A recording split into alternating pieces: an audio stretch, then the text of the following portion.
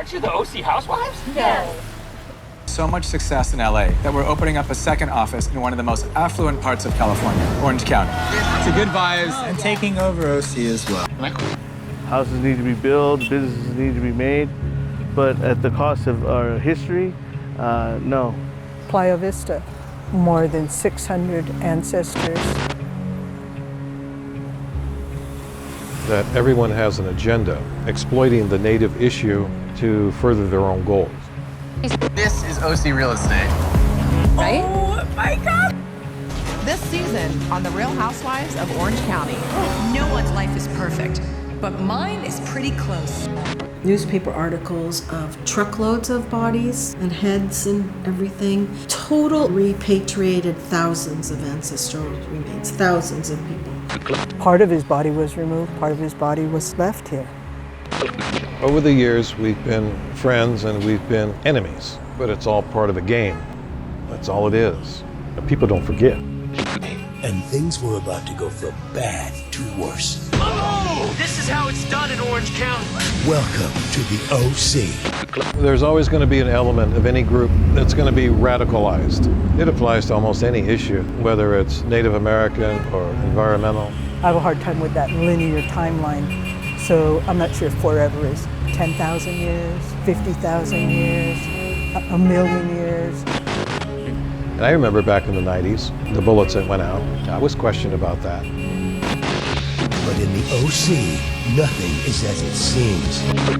When the Catholic Church came to us and said, we want to destroy your village and build a Catholic school on it, and we'd like you to work with us, and I went, you've got to be kidding me. I said that in front of, I just came out, I was like, this is a movie.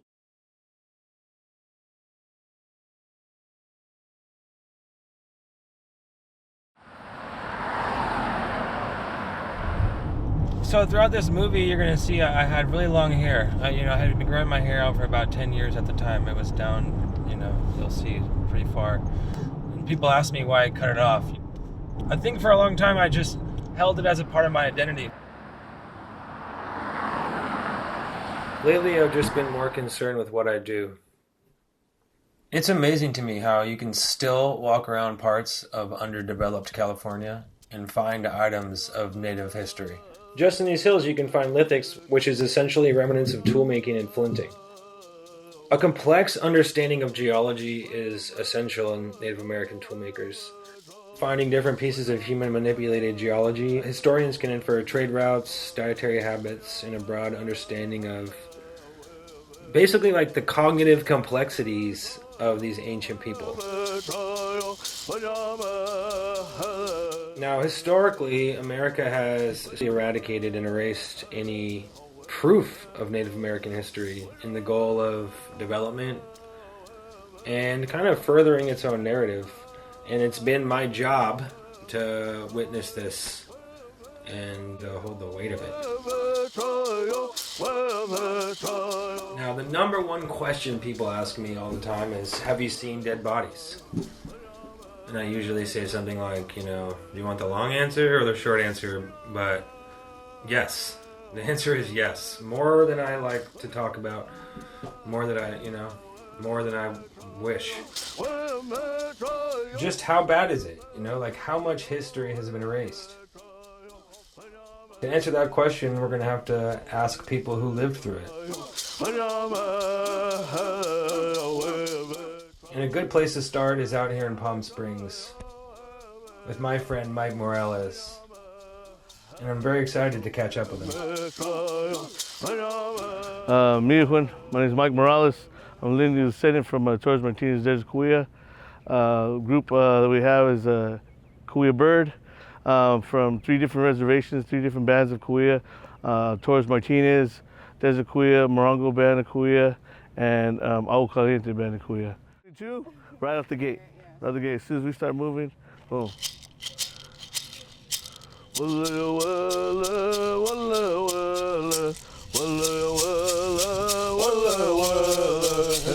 We go around reminding people that Cahuilla people are still here. We didn't go nowhere, and our culture is still alive and thriving. to go around and try to remind people that, you know, we never left.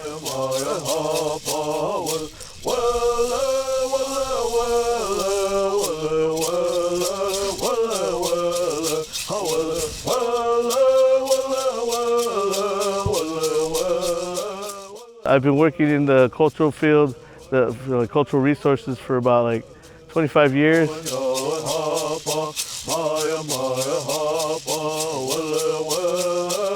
A lot of the disrespect that's been happening out there, we're just trying to move forward with production and not even giving consideration to the historical importance of these sites that they come upon. I've seen a lot of that.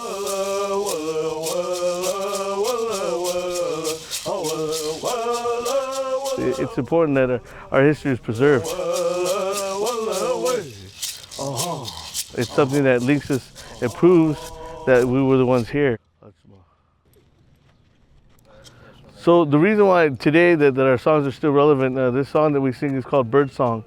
It's a slang name for the songs because it talks about seasons when food comes into fruition, and it's usually after a bird. So like during woodpecker season, that would be the acorn. So it's like a blueprint, and it tells us how to survive. So really we use the songs today as not only a reminder of who we are, where we come from, but also it's the light within the community. We want to bring light to a dark time. We sing bird. We get together, we feed, and we sing bird, and we dance bird. Because it's a social dance that's made easy for everybody to be a part of. Because of this dance, we end up meeting new people and making even more bonds. So we've got connections throughout all Indian country because of this dance. And because when we go out and dance, we invite people to dance with us. And really, that's what gives the connection. So the songs are the light of the community, of the people. If you want to talk to anybody about destroyed indigenous history, you'd talk to my mom. She has seen a lot. Juanita Joyce Stanfield Perry, and I serve my community as a cultural resource director, executive director of a nonprofit, and president of another nonprofit. Payamkwitcham Kamalam is a nonprofit that I started in 2000, so it's 21 years old, and that nonprofit is to perpetuate and nurture the traditions and culture of the Hahashaman and Tongva nations and other Southern California peoples in hopes to educate and preserve our traditions and culture. It really all started at a lecture at IVC, Irvine Valley College. I had some time and my travel agency job had diminished, and so I was looking for a new career. And I went to a lecture about indigenous peoples and the importance of, getting to know your culture. So I went to Nanny, my grandmother, and I said, Nanny, how do I learn about us? And she told me to see Dave Billardis. So I went to a tribal council meeting, and it was wild. There's a lot of people, and I introduced myself, and from that point on, we started working together. He put me through the ringer, read this book, dismissed me, go do this, go do that. And I did it. I came back and asked him questions, and he's like, okay, I started to prove myself. And so I worked with Dave for close to 30 years. He passed several years ago. He was my mentor, my teacher, my dear friend, and the chief and chairman of our tribe, and someone that I will forever be grateful for his teachings.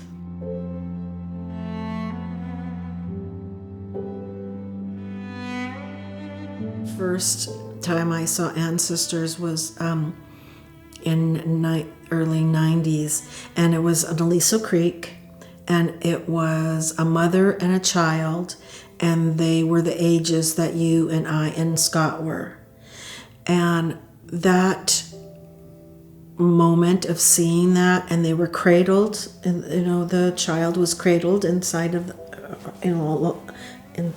the mother's breast, and that lived with me for about a week. And then I had to talk to Dave about it, and he gave me a stern but loving teaching about if I was going to do this work, it was really important that I didn't let the spirits of these people attach to me, because they would do that.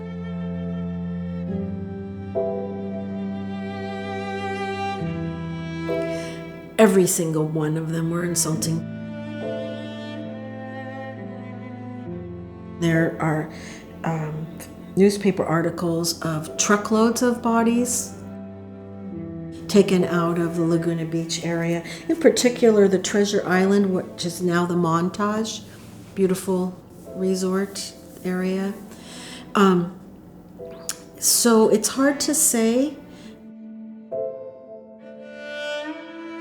Total, I've repatriated thousands of ancestral remains, thousands of people. I've, been responsible for making sure they're put back into the earth. First, let's talk about J. Sarah, when the Catholic Church came to us and said, we want to destroy your village and build a Catholic school on it, and we'd like you to work with us.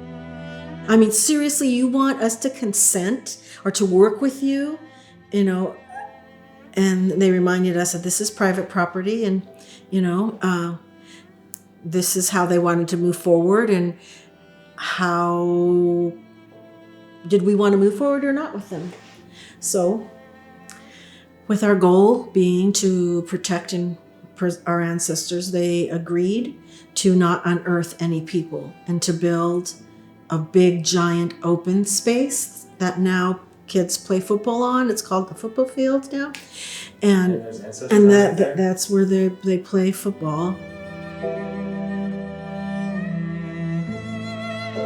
Between 1980 and 1997, field classes from Cypress College excavated and removed artifacts at the approval from the landowner.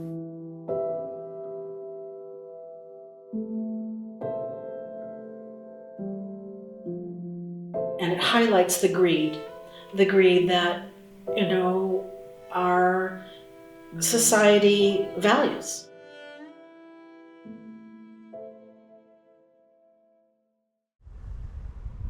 I've been doing this job for about 20 years, and it's wild to think how many schools in this area are built on top of burial grounds, and almost none of them teach their students that.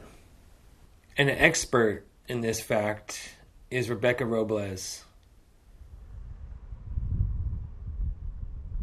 So my name's Rebecca Robles. I'm a Hashman person.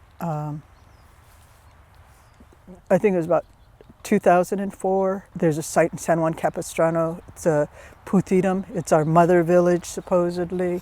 In our language, Puthitam means her navel. And the story is that there was a spring on the land and it was bubbling up. The people were experiencing a drought. They came there. They came from a village called Sahat, which is to the north. We understood that the private Catholic school was going to be built there. And so we worked with that group, CCRPA. We filed a lawsuit. We sued the Army Corps of Engineers because it was a wetlands. It's a 29-acre site. And they were only protecting like a very small portion of it. So we sued them for not protecting the entire site. We held it up in court and we lost. The chief of that village, his name was Oyayasan, and he had 3 daughters. He left his daughter Corone to be the leader of that village. And so it documents like female leadership, in the prehistoric times. We were able to get a woman leader memorialized in a statue. And we were able to get a curriculum that was supposed to be taught at J. Sarah. That never did occur. This is a sacred space of the Hashman. It's a sacred space to your community. Yeah. We need to deal with it with respect. You are playing football on the backs of our ancestors. We either unearth them or we keep them in the earth. And our preference is always to keep them on their journey. I might need to take some responsibility for that, though I feel resentful having to do that because I should be on their backs making it happen, but I can only do so much. The irony of a Catholic school built on a sacred site. You know, because there were portions of our tribe that felt like under no circumstances should a Catholic school be built there, including our portion. But on the other hand, we understood the importance of having a seat at the table to make sure that the ancestors were protected, to make sure that their ancestors' belongings came to us and weren't farmed out somewhere else, and that we represented Korone, our woman religious leader. That's one thing that David taught me. Well, there are many things, but the one thing that continues to keep me on this path is that if you don't have a seat at the table, then you can't make a difference. I was raised about 3 miles from here. I was raised in North Long Beach. And my mother especially, always, told us we were Native Californians, we were Native Americans. And she instilled this really connectedness. I can remember being about 3 or 4 years old, and in our yard there were these trees that the leaves were green on one side and then a light white or silver on the other side. And when the wind came through them, they would move, they would quake. And I can remember her carrying me and saying, "You hear that? That's the voice of Creator." And so she instilled a very, very strong sense of connectedness, that the land was special, that we were a part of it, the sacredness of the land.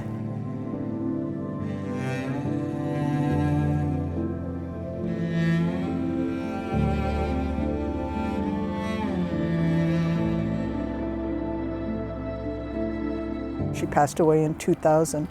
The last 15 years of her life, she worked towards protecting sacred sites.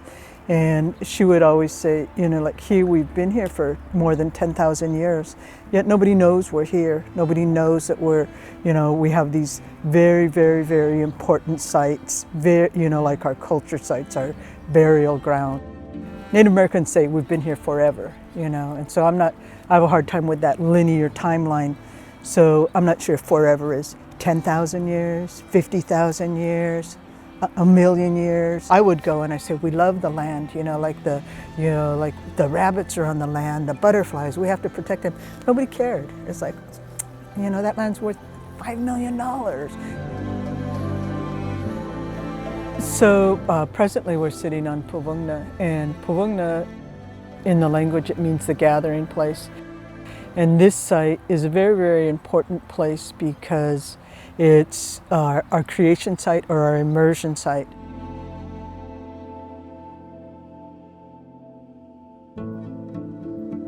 Our oral history tells it, but also Boscano was one of the early padres. He was down in San Juan Capistrano in the 1800s. He's probably one of the earliest ethnographers, and he recorded a lot of information about the Ahashman people.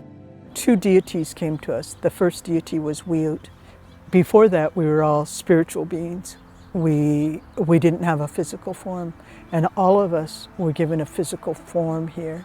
Not just the human beings, all the animals, all the trees, all the plants, all the birds, everything got a physical form. And then we left, and that's a big story. But after Wiut, Kanichanich came. Kanichanich is referred to as the lawgiver, and he gave us what we were to do to be good people, and to survive.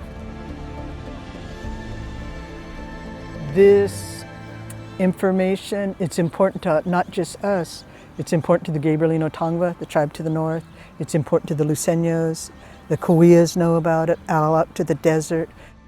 So it's an important part of California history, California religion, really and truly.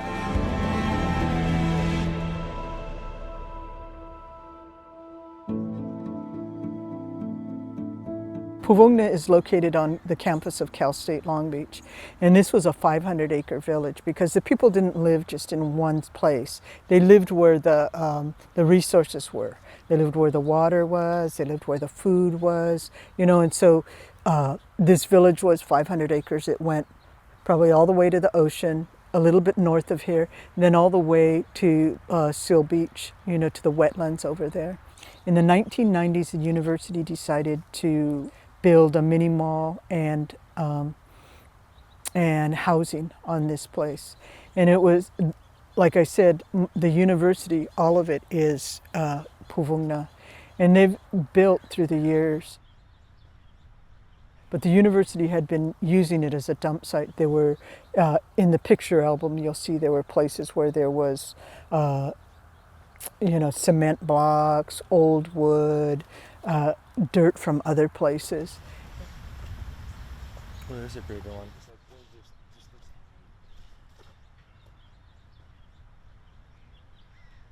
The university professors who were here at the time, there were about 3 of them since the 1990s, and they said, during my tenure, there'll never be any development on this site. And so we went along until 2019, and in 2019, we were appalled to see trucks driving on this site and dirt being dumped. And the university dumped 6,400 cubic yards of dirt on this site. Filed a lawsuit, a CEQA lawsuit for the university not consulting with the tribes. And then COVID happened and everything stopped. And so 2 years after we filed the lawsuit, the university wanted to settle. And what they said was that the land would go into a conservation easement and there would be no building into perpetuity. It would become a land trust. And so, and in the agreement, it was agreed that we could remove the soil. We wouldn't make them remove the soil.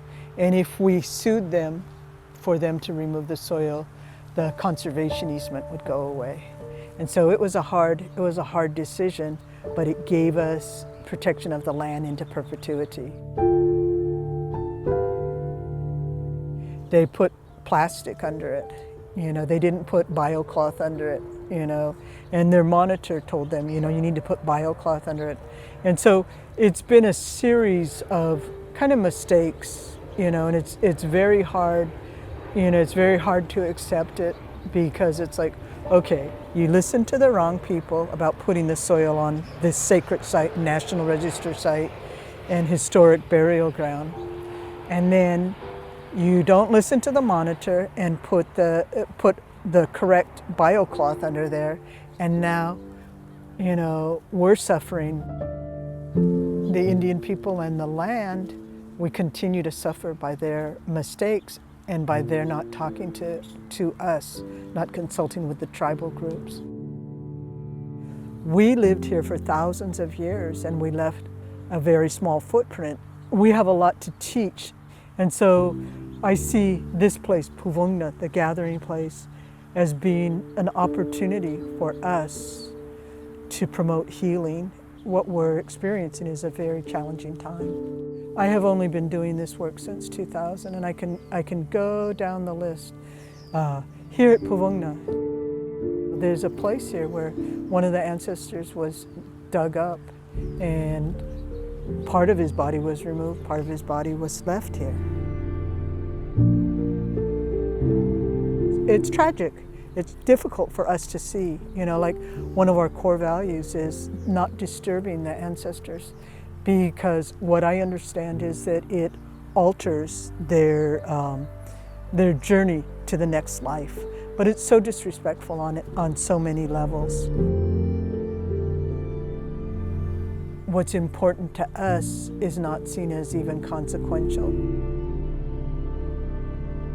Native Americans have experienced a tremendous amount of loss, sadness. There was a true genocide that happened here. People wonder, well, why you don't have any reservations? Why do you not know your culture? Why do you not know your language? But they don't acknowledge all of the trauma and the continued disruption that we go through. And this Puvungna, perfect example of it. grow up believing in freedom for all, religious freedom, equal justice, and all these things that you're taught in school. And yet you live it and you see, that when we say, well, this is a burial ground, that, don't build here, or this is an important site, this is our creation site, you're trumped by big money, keeping kind of the false narrative alive. And I do this to honor my mother. I do this to honor all my elders. I do this to think of the next generation. If I don't do this, or if I don't work with other people to retain this part of our culture, I always picture it like a cup. I have a portion of the cup. Like when you see a coffee cup and a saucer, I have a portion of it. And maybe I just have the handle of the cup, and your family has, like the base of the cup. And somebody else's family, when you talk with them, they say, oh, I know that story. This is what I heard. They have the top of the cup. And all of us have a little fragment of it. And when we come together and hold our pieces of our culture, you can see it's still a cup. And so I'm carrying my fragment. And when you look at us and you say, oh, there's so much political division. Oh, there's we've had a hard time, that we've survived, that we have what we have is very, very important, it's the story of survival. Well, here we go. All right, here we go. Jim, hit you.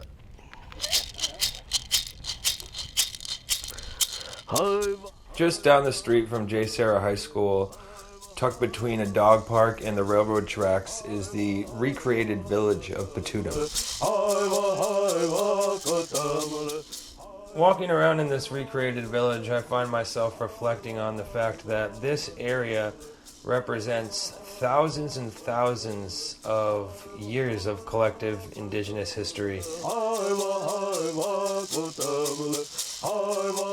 A history that, in the last 100 years, has been pretty much erased by America. It started in 1980 and it was completed in 2020.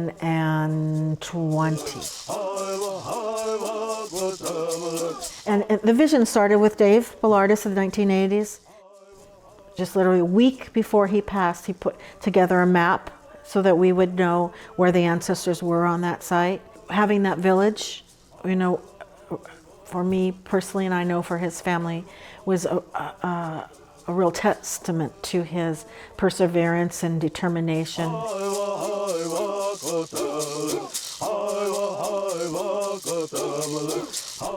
It's important to note that recording science and history costs money.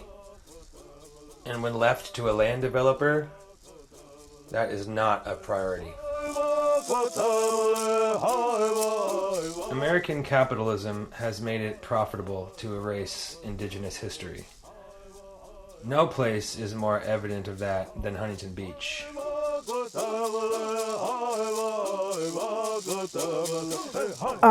Huntington Beach, or all our coast, is just full of our ancestral history. But this particular site in Huntington Beach, again, was disturbed. I love archaeologists always talking about it. It's disturbed so we don't have to care about it. Bolsa Chica was disturbed, Ora 64 was disturbed, this site was disturbed, so it has no relevance. It's not a criteria that me as a cultural resource director uses. It's an anthropological criteria. I just want to make that very clear. So it was, there were about 15 ancestors that were unearthed in this area. One in particular was really special because it was a male, and he had his kit with him, his fishing kit, and we never saw anything like that before. So we reburied in the project area that was defined in a place that was supposed to be open space, and that was supposed to be there undisturbed in perpetuity. And then the developer goes bankrupt and sells the property to another developer. And then the developer comes to us and says, we'd like to move these ancestors. And so this was just right when David passed, a month or two after Dave passed. And Robert Dorame, the Gabrielina Tongva, most likely descendant, and David made the original decision on where they would be laid to rest. But now Matt and I and Robert were meeting with these new developers. And it's probably one thing that I really think I did wrong, because we're never in the business to unearth ancestors. So to think about unearthing them again, because the new developer had a plan, and this plan was a swimming pool that was going to go over the ancestors. So we were told that it was going to be outside the swimming pool and it was going to be in an open space. But what really ended up happening is that it's around the swimming pool.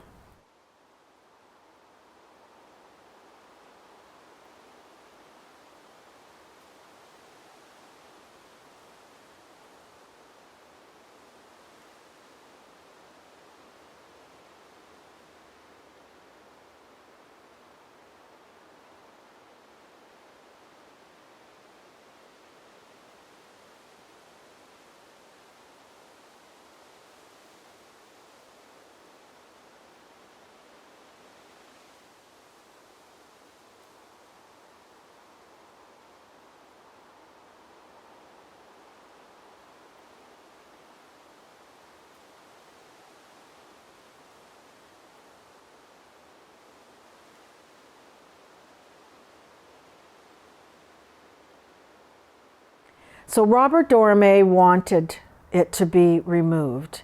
And Matt, David's son, who was the most likely descendant, said no, and I said no. And so, we monitored that area very carefully to make sure they weren't disturbed with the new development. But today, ancestors literally are in a swimming pool recreational area, and I don't feel good about that. I feel sad about that. But we probably should have listened to Robert.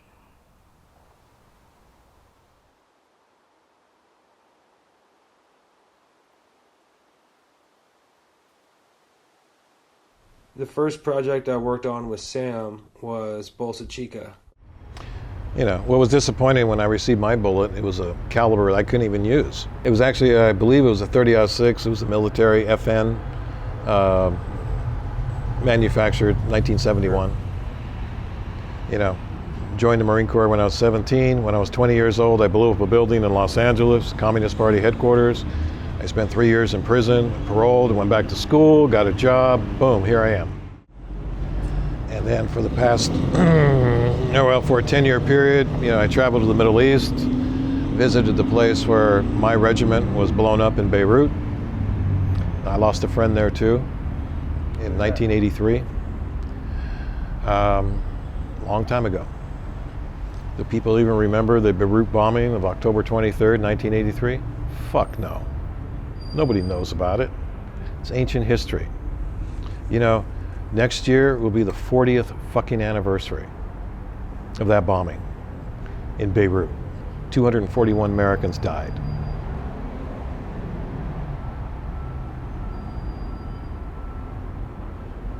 Now, people don't forget.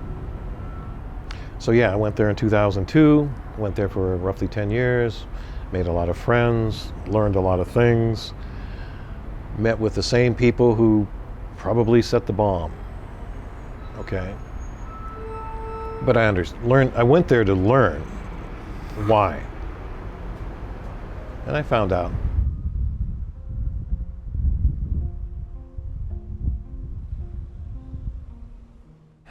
But as far as project specific, one of the best examples I think that I've experienced was the Playa Vista project near Marina del Rey. I was there for a 10-year period from 1998 to 2008. And the particular site that was impacted, the most important archaeological site, which was a burial ground, was called LAN 62, where hundreds of burials were uncovered. And in reality, Sentinella Creek, which ran along the bottom of a bluff, had to be redirected and basically rebuilt. Up at Playa Vista, what I understand was that there were more than 600 ancestors removed. The developers, they went through an area that there was a waterway and where there was a known burial ground, but they didn't want to go back and get a different permit. There was a lot of controversy over this particular project, both from the environmental groups and various tribal groups.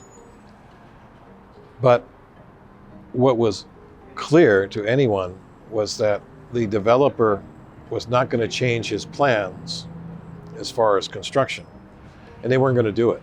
There's no way. And we understood that. So what happened was the original construction plans were implemented, a burial site was impacted, it was excavated out, and those remains were relocated and reburied on another parcel of the property. But see, that's just an example. In that particular case, the developer was willing to pay whatever price it took to excavate the burials and relocate them. Development has to happen. Houses need to be built, businesses need to be made, but at the cost of our history, no.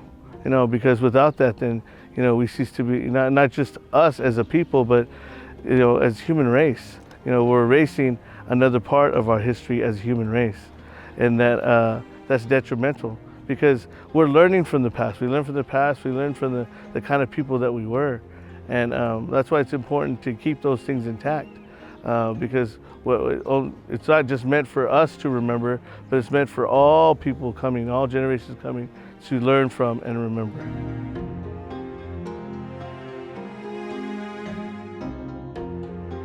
Well, I think Bolsa Chica is tremendously sad. I can't even go over there, to be honest with you.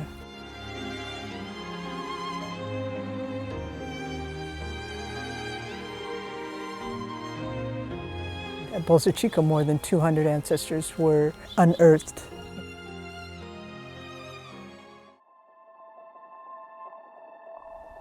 The majority of people in this area have no idea that their houses are built on burial grounds.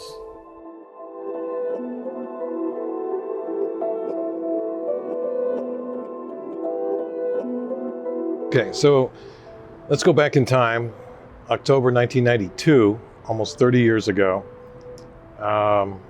When I started in archaeology, working for SRS, Scientific Resource Surveys, Bolsa Chica came the following year, excavating there on burial remains.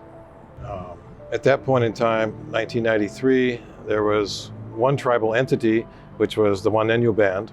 In Orange County, it was a very prominent, dominant white male society. And Sam and I were trying to find ways to make them aware that there's something much richer than just this Western view.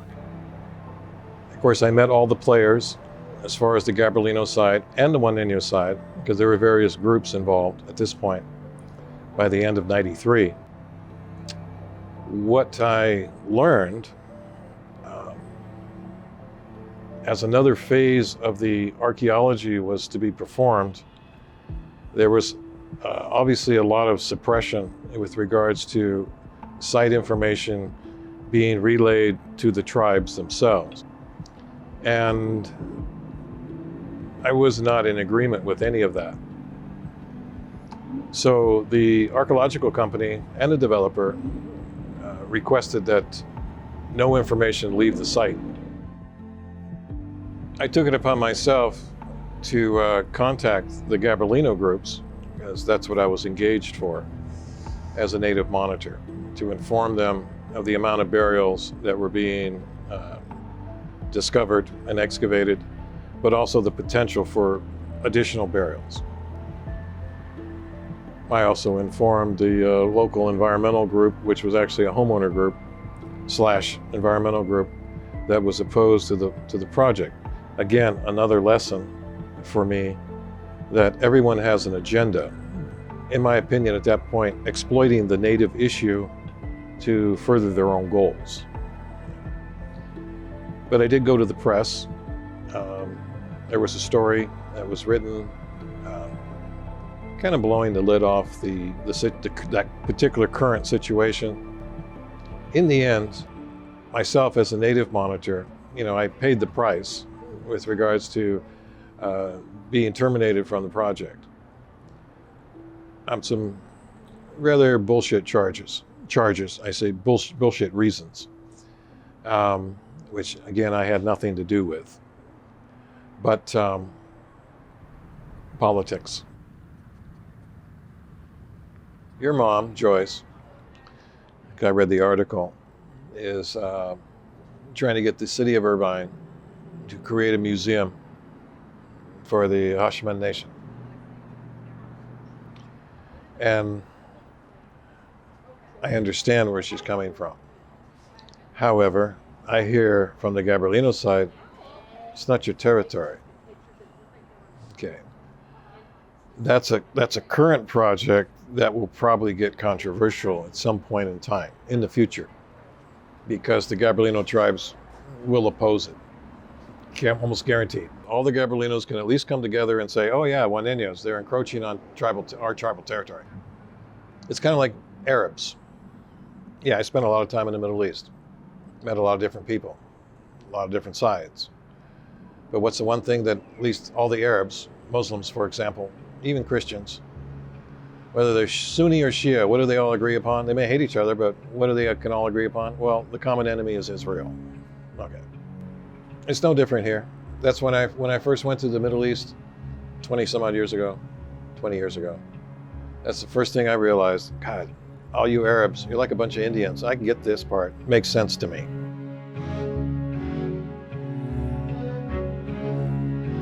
But there's some historical correlations between, let's say, Palestinians and Native Americans in general. Okay. Here's the thing. And I tell people this all the time, I'm an open book. You have a question to ask me, I'll tell you. There's no secrets. If you have a group of people who have a goal, okay, a group of people who have a goal, and they've done everything they believe they're supposed to do to achieve that goal, and yet they're still denied, what does that leave you with? Desperation. And desperate people do desperate things. I learned that a long time ago too. Bolsa Chica archaeologist receives bullet with her name in the mail. Huntington Beach, the archaeologist who unearthed what some believe to be ancient Native American bones in Bolsa Chica wetlands, reported to police that she received a 3-inch bullet in the mail, engraved with a Native American slogan and her name. I was shocked, said Nancy. Others had to prod me to call the police. There's always going to be an element of any group that's going to be radicalized. And, that's not a current term, radicalization. The bullet was engraved with the slogan, "Remember our ancestors," and her name. It was mailed in a padded envelope to a post office box for her research firm. I reached out to Nancy for an interview, but she did not respond. It applies to almost any issue, whether it's Native American or Middle East or environmental or whatever the case may be. There's always going to be those individuals who are willing to take another step that's radical. And whether it's bullets in the mail, and I remember back in the 90s, the bullets that went out, I was questioned about that. It wasn't me. If it's making a political statement, is it domestic terrorism? Is it intimidation? Sure, it's all that. It's all that rolled into one. So what was the point? The point was, I think, to make that issue make the newspapers. It's a desperate act. If you have to go to that length to make the point come up in the newspaper about all these other issues, well then, that's what someone had to do. People were getting bullets in the mail. I never got one, nor did David, but everyone around me did. And, you know, a bullet just saying, watch your back, you know, stop destroying our ancestors. And Sam took a lot of heat from that, about that. I don't know if Sam ever sent the bullets, and I don't really care to know. The point is that we all have backgrounds, okay? And we have a choice whether to continue with that line of thought or not.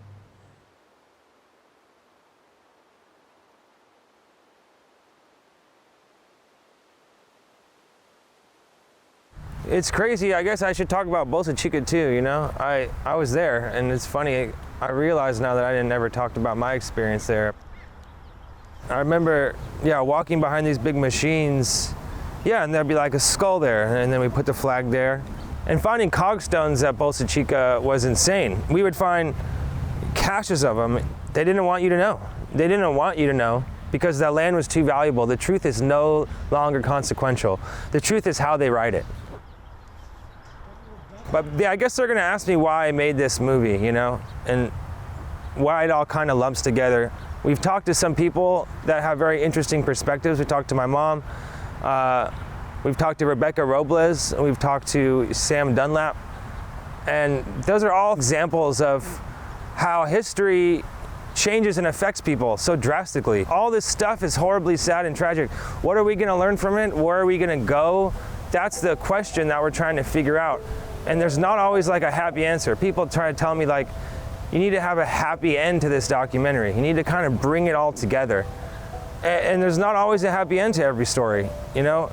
If anything, just bringing awareness to saving history and the fact that we live in a society that doesn't value truth and seems to want to wash away the real history right in front of our eyes to further their own narrative and kind of push production.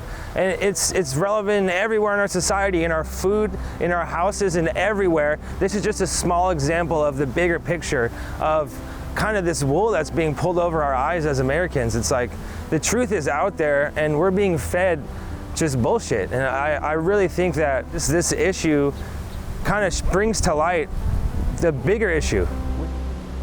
There has to be some kind of answer, you know? What's the answer? How are we gonna change? How are we gonna make things better? And I don't have an answer for that, you know? But what I can tell you is I have the truth, and I can show you the truth, and it's up to you to decide what you wanna do with it. So that's why I'm making this, and at a certain point, it's your responsibility to make sure that the generation after you knows the truth, and our schools aren't doing it. I'm sick of holding it in. I'm sick of holding it in and having people ask me if there were Indians here. Every day someone's like, are there Indians here? I'm sick of that. I'm sick of people asking me, have I ever seen dead bodies? You don't have to ask me anymore, you know? You can just know that there were millions of people here. Native Americans have been here for thousands, if not hundreds of thousands, if not millions of years. And this American history, this last 200 years, is nothing. This is a drop in the bucket. So pay attention. Open your eyes and be accountable for your own history, because I'm not going to sit here and let people lie to me anymore. But this is about the truth of Orange County. This is about the truth of California, and this is about the truth about where you live. So where do you live? And do you care? Go outside and look up and realize that if we don't start changing, all of it's going to be gone. All of our nature is going to be gone. That's what it is. That's what we're really doing. We're trying to save nature. Like, how do you not see this is like church, you know? This is what we're saving. We need to realize the value in nature. We need to get back to the spirit of the earth, because we're destroying it. And if this shit continues, we're all gonna be gone.